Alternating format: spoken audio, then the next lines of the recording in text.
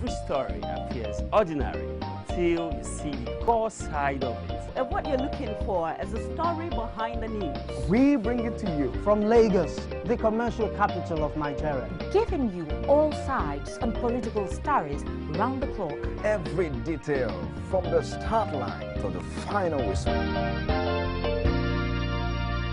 CoreTV News, expanding your view.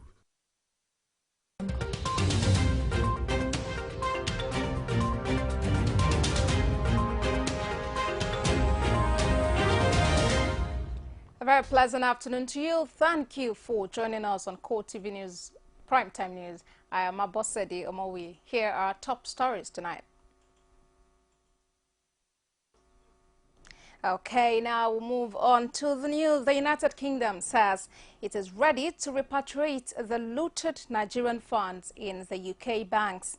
Addressing journalists in Abuja, the British High Commissioner to Nigeria, Paul Arkwright, says the United Kingdom government has no intention of holding onto the money.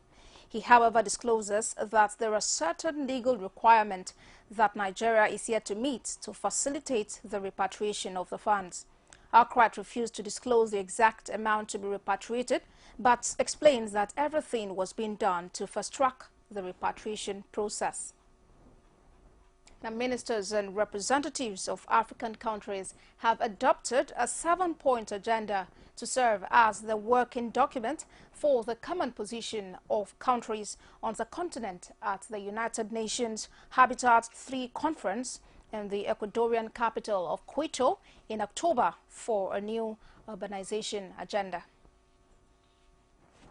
And in all the news at this time, Nigerians have been assured of openness and transparency in matters concerning public officers and happenings at the National Assembly through the use of social media. Senate President Bukola Saraki, while speaking at the Social Media Week in Lagos, further promised on better cooperation by the legislative arm of the government in passing laws that will encourage young entrepreneurs in the country.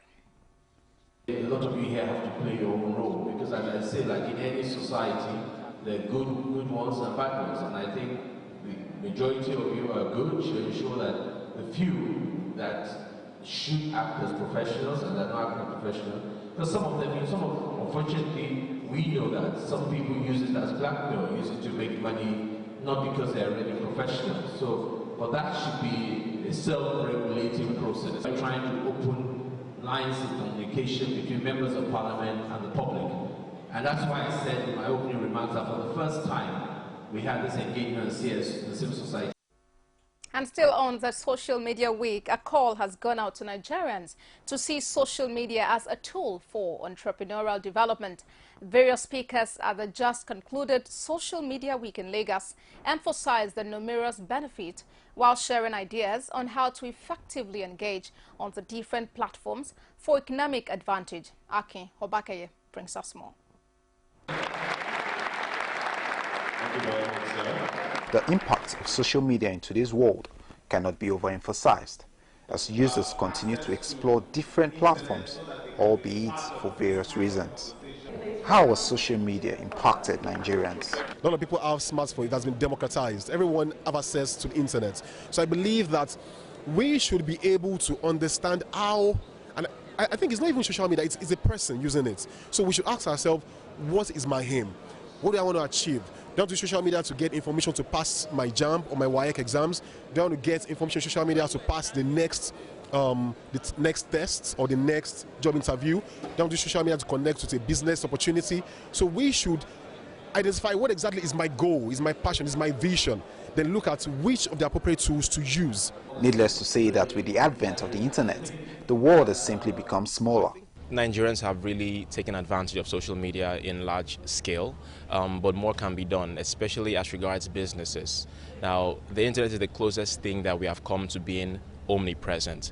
Now, using the internet, people have been able to shrink the world and expose their talent and their skill set to a worldwide range of possibilities. You can get customers all over the world, and we are truly beginning to understand the meaning of the world being a global village because of social media and because of the internet. The digital space brings up newness daily, and more possibilities keep emerging. Interestingly, I think one of the things social and digital media has done for businesses is not to assume we know everything, that things have to constantly be changing. So I think how businesses and individuals can prepare for the future of social media, frankly, between you and me, nobody knows what next is going to happen. Today is the last day of the long week, social media week, that has been happening in Lagos State. Now, stakeholders have over 50 sessions encouraged and enlightened youths as to how they can take advantage of the social media to empower themselves, to create jobs for themselves, and more importantly, to be useful to the society. Akin Obake, CoreTV News, Lagos. In other news at this time, the Supreme Court has upheld the death sentence passed on a notable cleric, Reverend King Chukwuemeka Ezeugo, by a Lagos High Court. Ezeugo, popularly known as Reverend King, had approved the Supreme Court seeking to overturn an appeal court verdict that affirmed his guilt on a 6-count charge of murder and attempted murder. In a unanimous judgment delivered by a 5-man panel of justices, the Supreme Court dismissed the appeal for lack of merit. Justice Sylvester Unguta, who read the lead judgment, added that the facts of the case sounded like something from a horror movie. Ezeugo was convicted and sentenced to death by hanging on January the 11th, 2007, for the alleged murder of a church member, Ann Uzo. Judgment of a Lagos High Court sentencing the General Overseer of the Christian Praying Assembly, Chukwuemeka Ezeugo, to death by hanging. Reacting to the verdict, the state government, through the Attorney General and Commissioner for Justice, Adeniji Kazeem, says the judgment is another confirmation of the seriousness of Governor Akinwumi Ambode's administration to be decisive in fighting crime in the state. This is no doubt the end for the General Overseer of the Christian Praying Assembly, Reverend Chukwuemeka Ezeugo, as the Supreme Court Friday affirmed the concurrent judgment of a High Court in Lagos State and the Court of Appeal, which slammed a death sentence on him. Ezeugo had approached the Apex Court seeking to overturn a court verdict that sentenced him to death by hanging. But in a unanimous judgment delivered by a 5-man panel of justices, the Supreme Court dismissed the appeal for lack of merit. Ezeugo was convicted and sentenced to death by hanging on January 11, 2007 for the alleged murder of a church member, Ann Uzo. Not satisfied with the verdict, the controversial cleric filed an appeal before the Apex Court seeking to overturn the verdict. Delivering judgment Friday, the panel resolved that all issues raised against Ezeugo and holds that the 2 lower courts were right to have sentenced the supposed man of God to death by hanging. Justice Sylvester Unguta, who read the lead judgment, says the facts of the case sound like something from a horror movie. My most noble lords have given their judgment, and it's the last court as it is.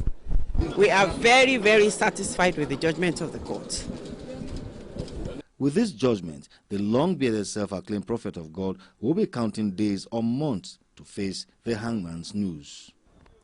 In other reports, former National Security Advisor Colonel Sambo Dasuki has accused President Muhammadu Buhari of being behind his arrest and detention without trial since December the 29th, 2015.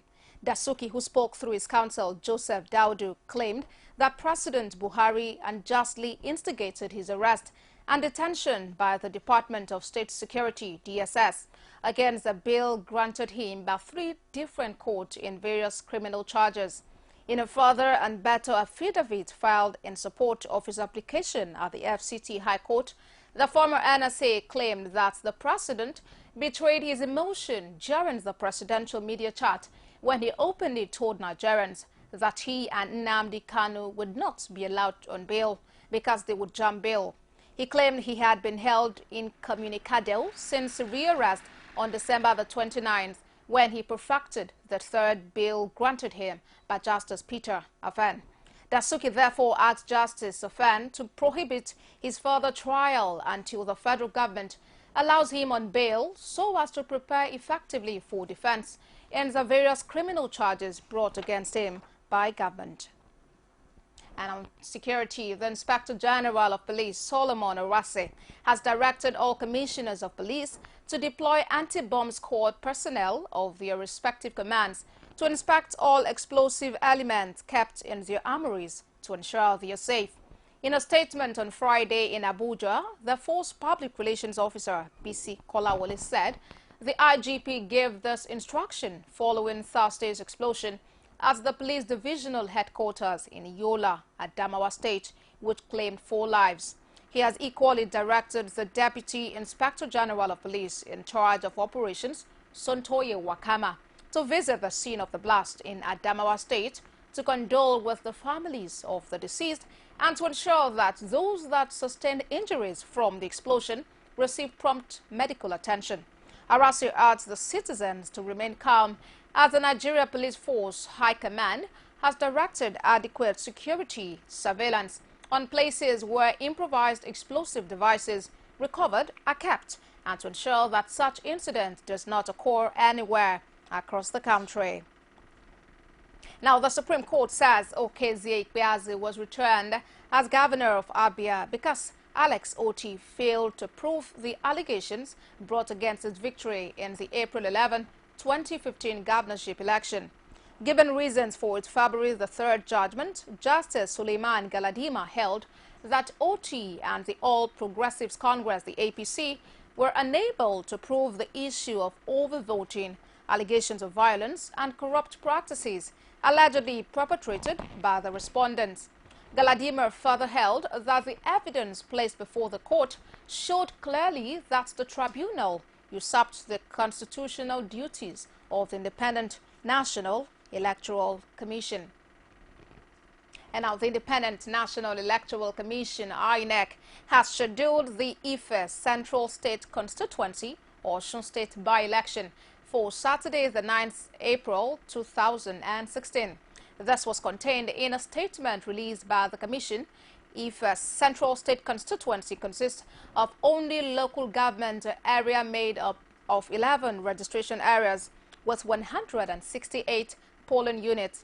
It has a total of 95,239 registered voters. And now to the Federal Capital Territory, where a 4-story building opposite the NNPC Towers in Abuja has been gutted by fire, with property worth millions of naira lost to the inferno. The building, which houses 2 commercial banks and other related organizations, is said to belong to late former Kogi State Governor Abubakar Audu. Kozim Kasali was at that event and will bring us details in our subsequent bulletins. And moving away from there, residents of Akoda town in Ede South local government area of Osun State are in a mourning mood following a fatal accident, which report says has claimed no fewer than 15 lives at Akoda Junction. The accident involved a Nigerian National Petroleum Corporation's tanker and an 18-seater luxury bus. An eyewitness account indicates that the tanker coming from Osogbo had earlier hit a car at Owodiede before hitting the stationary 18-seater bus with passengers at Akoda Ede, 3 kilometers from Osogbo, the state capital. The tanker also ran over some petty traders and hawkers by the roadside. However, there are conflicting reports on the casualty figure.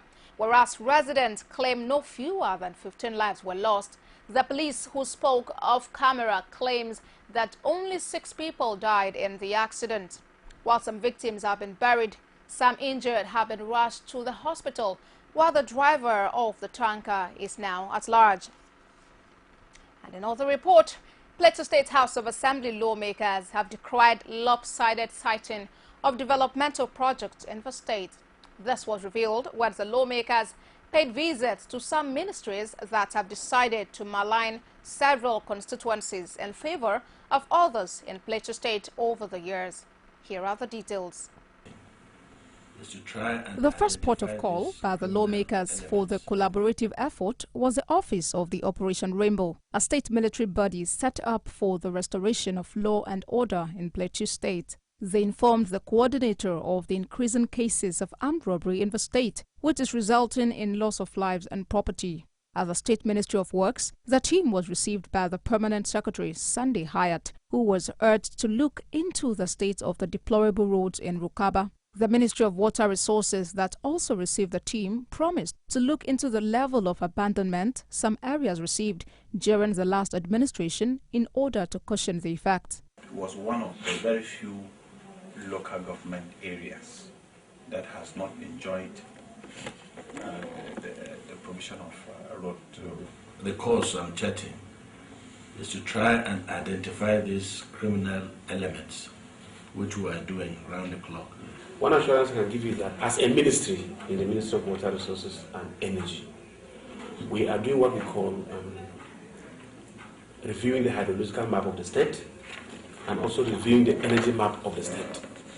And by that, what that reveals to us is where we already have water supply and water facilities on ground, and we also know the places that do not have yet.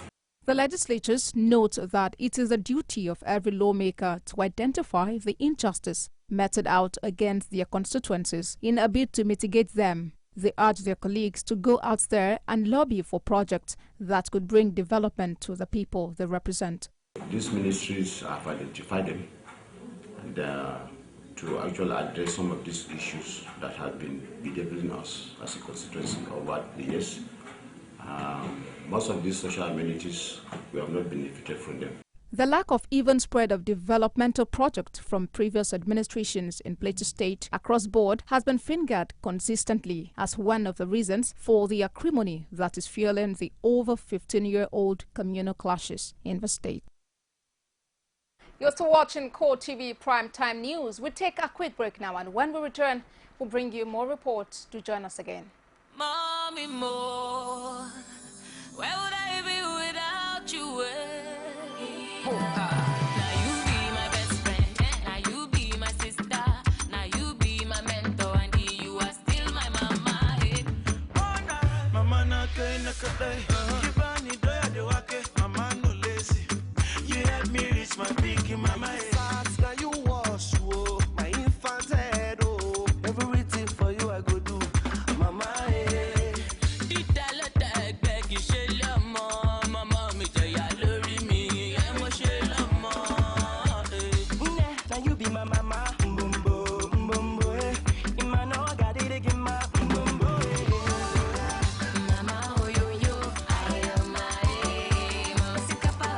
Show your sweet and caring mother how much she means to you. Celebrate her with the special Peak Packs. Peak, it's in you.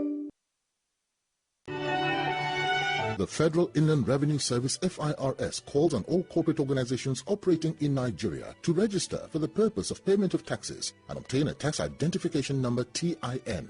All registered companies must obtain a tax identification number immediately from the nearest FIRS office. You can also collect and return tax registration forms from the Federal Inland Revenue Service Engagement and Enlightenment Tax Teams, FEET, on compliance checks exercise in your area. A company which is yet to commence business after at least 6 months of incorporation must pay a pre-operational levy of 20,000 naira in the first year and 25,000 naira for subsequent years to obtain its tax clearance certificate TCC. Note that filing and payment of VAT and withholding tax returns must be done on or before the 21st day of every month. Register for VAT. File all tax returns as and at when due. Be a responsible corporate citizen of Nigeria. It pays to pay your tax. This message is from the Federal Inland Revenue Service. Many thanks for being there, and if you've just joined us, you're watching CoreTV Prime Time News, broadcasting live from our Lagos studio. Another look at our top stars.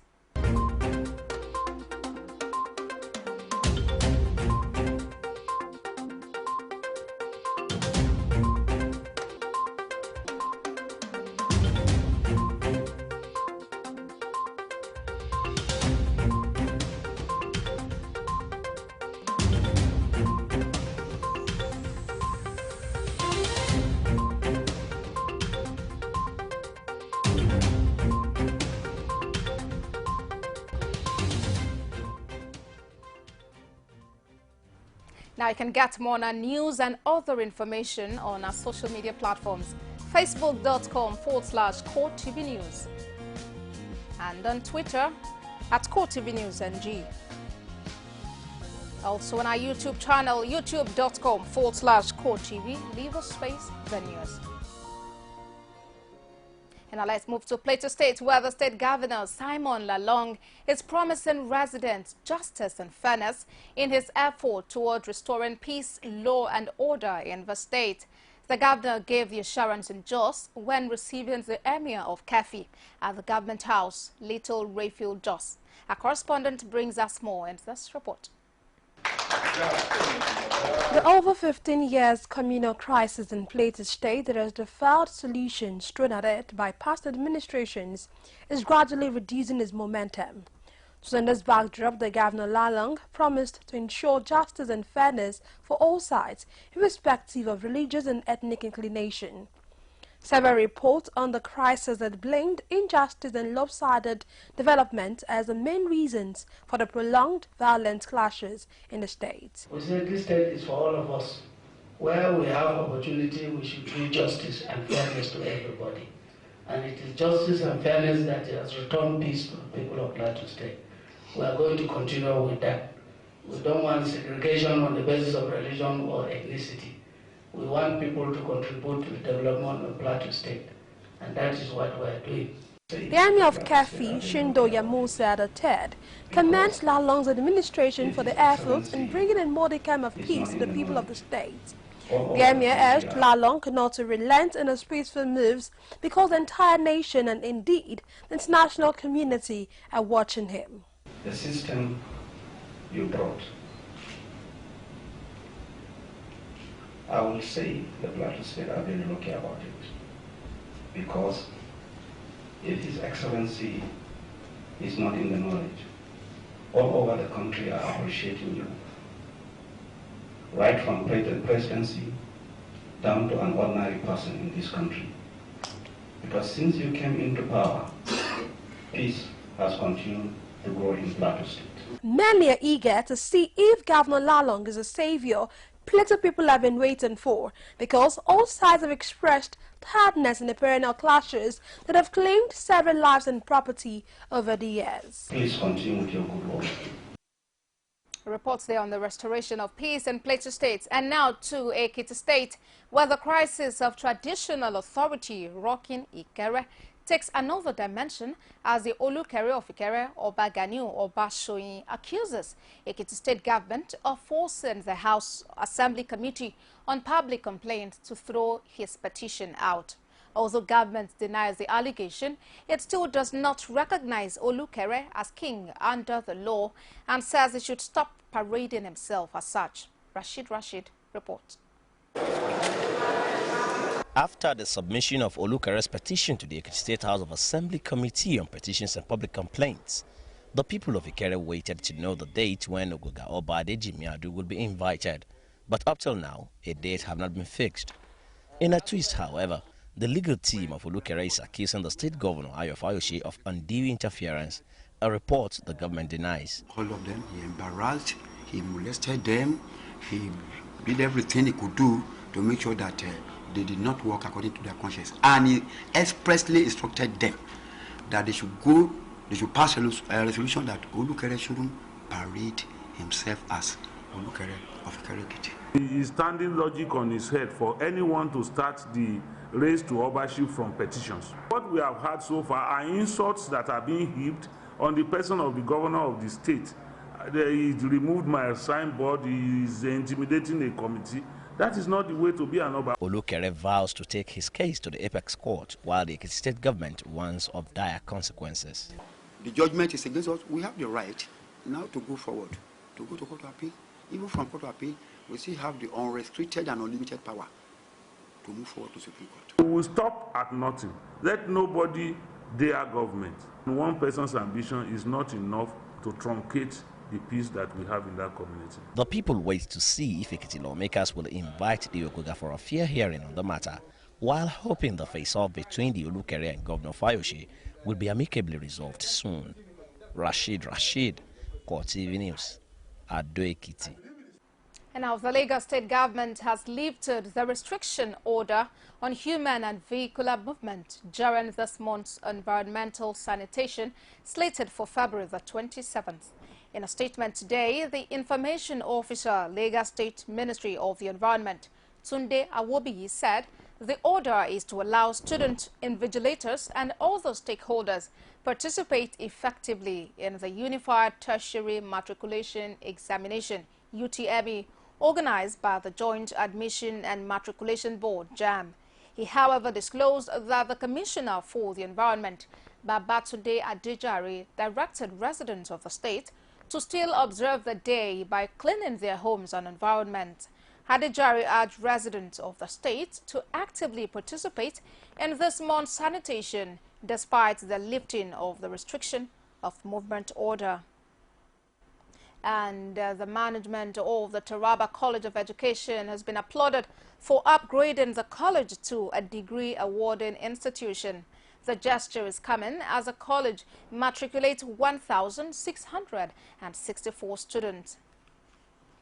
The good image of the college as a whole to the outside world. 1,664 newly admitted students into various departments of the college, taking their oaths of matriculation administered by the college provost. The Education Ministry maintains that the issue of teaching practice is being fast-tracked by the state government, discharging them to be serious with their studies, which is their primary aim of being in school. I want to assure the college that the Taraba State government will continue to assist the management of the college in running their programs in the college within available resources. The state government, under Architect Bishop, is seriously looking into the issue of accommodation to the college and staff with a view to finding lasting solution to it. The issue of teaching practice and other related problems has also been presented to the state government and is receiving attention. The college provost charged the newly admitted students to stay away from examination malpractice, cultism and drugs abuse, as any caught in the act will be expelled from the institution. Don't allow yourself as used to, for any reason, somebody will come and lure you to a passive organization or a hidden organization that you don't know. Go into this registered organization that you always have. The school has been existing for decades, but still lack basic amenities, which include lack of staffs, non-accreditation of some NCE programs, encroachment of the college line by the community, among others. They are hoping that the state government will intervene as promised to work assiduously towards the progress of the college. Uda Godwin, CoreTV News, Jalingo. And now the proposed 2016 budget, as presented by President Muhammadu Buhari, is still generating reactions from various stakeholders in Nigeria. Center for Citizens with Disabilities, CCD, a non-government organization, expresses concerns over the budgetary allocation for the rehabilitation of persons with disabilities.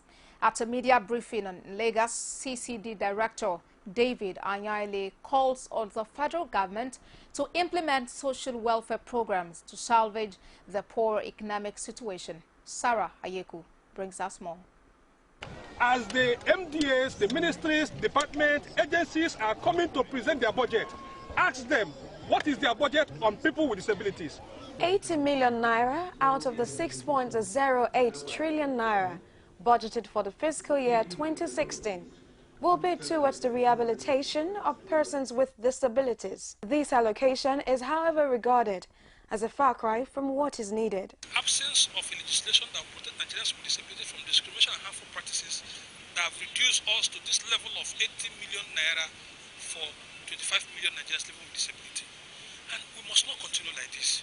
So we are asking the federal government of Nigeria, especially the National Assembly, to take appropriate steps to sign the disability bill into law and to ensure that its contents are designed in such a way that people with disabilities will be protected. Of the many left disabled as a result of the Boko Haram insurgency, especially in the northeast. The purpose of this meeting is to draw the attention of all on the 2016 appropriation and persons with disabilities in Nigeria.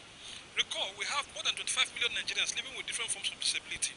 The federal government of Nigeria has appropriated 80 million naira for their rehabilitation and integration.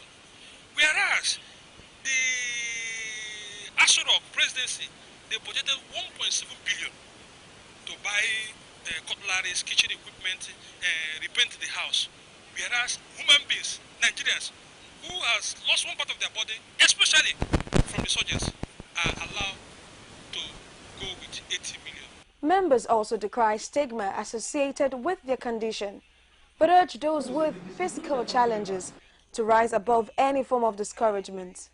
I believe that the government has a lot to do in helping people with disability to achieve what, to make them inclusive in the society. First thing is accept disability is in the mind. If you still begin to tell yourself these things I cannot do it, there's no way you are outgrowing it. It's going to keep being there. But when you tell yourself I am making the best out of it, because what I did was I told myself as long as I'm going to make out the best out of my situation. That was how I came out of it. So they should live positive with it and accept that this is what it is. Given the required attention and by assuaging to their plea, it is believed that a lot of potentials will be unveiled beyond any present circumstance. Sarah Ayeku, CoreTV News, Lagos. Still on the health sector, the Nigeria Medical Association says the 3.56% budgetary allocation to the health sector in the 2016 budget is detrimental to achieving universal health coverage. President of the association, Kayode Obembe, who disclosed this to journalists, describes the allocation as low and unacceptable. Obembe says the 2001 declaration by heads of states of African Union to dedicate 15% of annual budget to the health sector was reached to avail the populace universal health coverage, and that failure to do this would deter achievement of set goals. The NMA president advises the federal government to give priority attention to capturing 15% of the budget towards improved healthcare delivery. And in all the reports now, the National Lottery Regulatory Commission has mapped out strategies to stamp out illegal operators in the country and to build the trust of the populace for the business of lottery.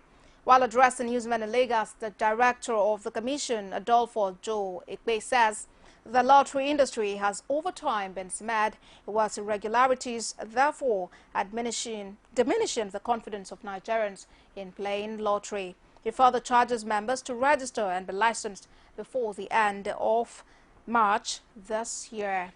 And in other news at this time, the controversy surrounding the 2016 budget seems to be increasing by the day, as President Muhammadu Buhari has vowed that all those involved in the padding of the 2016 budget will be punished. On a flagship program called Digest, this took the center stage as analysts on the show shared their views. Fadekemi Oluwadari has more. As Nigerians await the passage of the 2016 appropriation bill, reactions have continued to greet the discrepancies found in the budget. On our flagship program, legal practitioner Ufi Uzono says the mistakes on the budget should be corrected and excess expenditure should be cut off. The Minister of Information says that the budget is okay. The presidency says whoever is found responsible will be booted out and will be treated accordingly. That shows there's a conflict in terms of the Minister of Information and then from the presidency. Okay. We must not have that inconsistency. In fact, before the Minister of Information runs with any information, they should get clarification from the presidency. More so, Fola Shadioba opines that Nigerians should exercise more patience as the Senate goes through the painstaking process of the budget passage. We need to exercise a little bit of patience, yeah, because they also are dealing with what was not anticipated. So, but at the end of the day, it's supposed to mean well and work well for us. Now, it's not instant gratification like we expected. Everything's going to quickly jump up. Realizing there are a lot of impunity that had gone, way up, in the system before. Callers also have this to say. Buhari should not only concentrate on corruption, neglecting the economy, because the economy will be suffering while he's busy fighting corruption. It is not the best. So much as he's putting attention on corruption, it should also face the economy and fix it very well. There is nothing to benefit in the devaluation of the naira. It is not something that we would want him to embark on. It doesn't help us. We just sit down in Abuja and all of that and say we will go back to the farm, we diversify, so that the economy will do. We keep talking English, and no action. I will not allow myself nor my son to go to the farm, the name of we are going to diversify, when there's no primary health care center. It is the expectation of Nigerians that the budget should be adjusted and passed in due time in order to solve the economic challenges affecting the nation. You're still watching CoreTV Primetime News. We'll take another break now, and when we return, we'll bring you a report from outside Nigeria and from the very interesting world of sports. Do stay with us. Mommy, more. Where would I be without you? Now you be my best friend. Now you be my sister. Now you be my mentor, and you are still my mama. Mama na Kibani doya de wake. Mama no lazy. You help me reach my peak in mama. Now you wash my infant head. Oh, everything for you I go do, mama.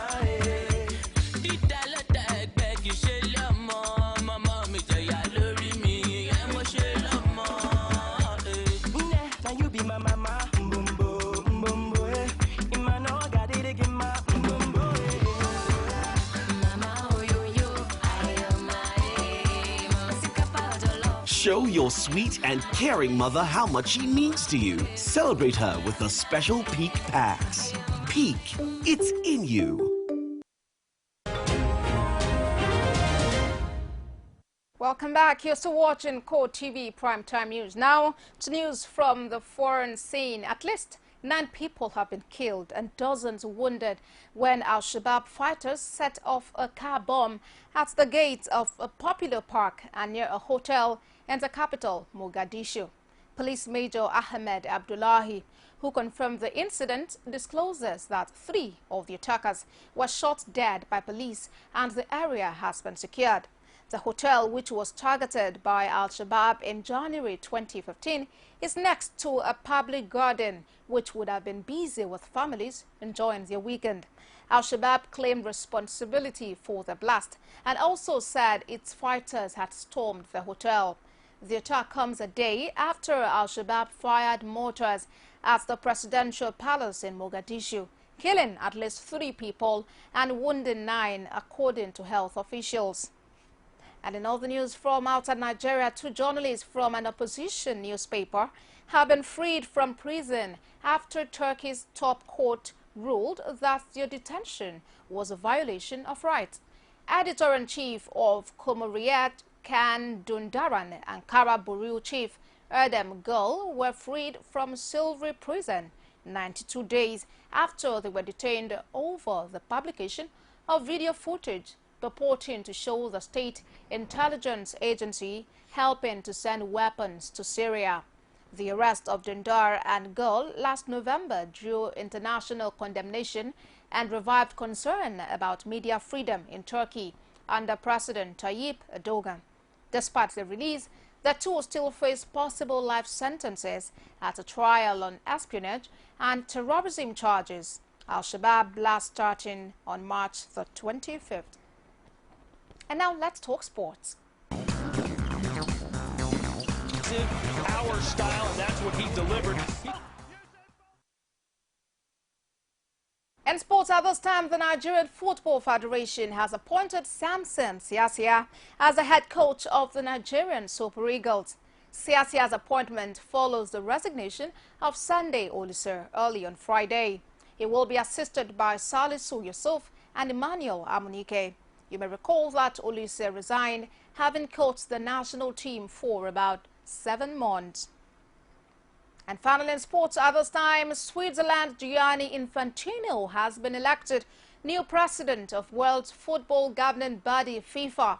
Infantino succeeds fellow Swiss Sepp Blatter as president after polling 115 votes, 27 more than closest rival Sheikh Salman bin Ibrahim Al Khalifa.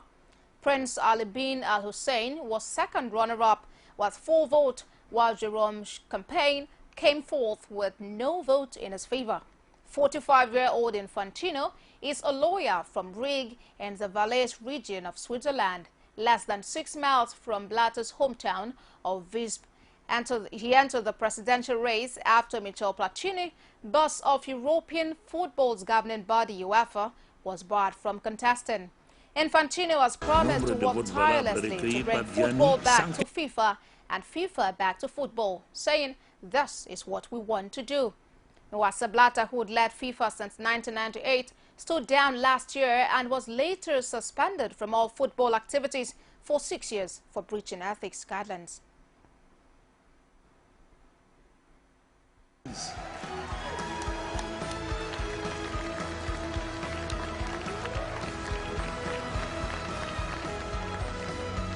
We will restore the image of FIFA and the respect of FIFA. Je suis trop émotionné. Je remercie tout le monde encore une fois. Merci beaucoup et travaillons ensemble. Merci.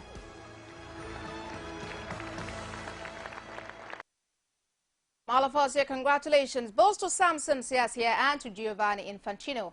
This is CoreTV Primetime News. Before we go, another look at our top stars.